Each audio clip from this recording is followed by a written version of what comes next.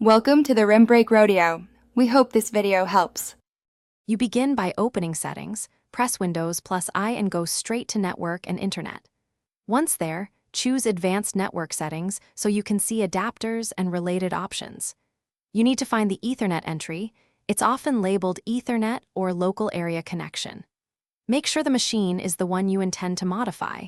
If you're on a laptop, confirm you are not disabling Wi-Fi instead. Starting here ensures you're editing the right adapter and prevents accidental disconnection of the wrong interface. Next, select the Ethernet adapter entry and open its properties. This is where Windows lists the Enable or Disable action.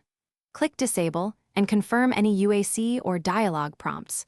Windows needs your permission to change network hardware state. Once disabled, the adapter status will update to disabled, and traffic will stop flowing through that interface.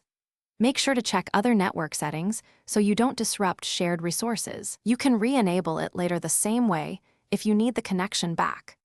Finally, verify the change by checking the taskbar network icon. It should show no Ethernet connection or your Wi-Fi active if that's still used. If you need to restore the LAN, return to Advanced Network Settings and click Enable on the same adapter. If something goes wrong, restart the PC first, then run Windows Network Troubleshooter from Settings System Troubleshoot. Make sure drivers are current.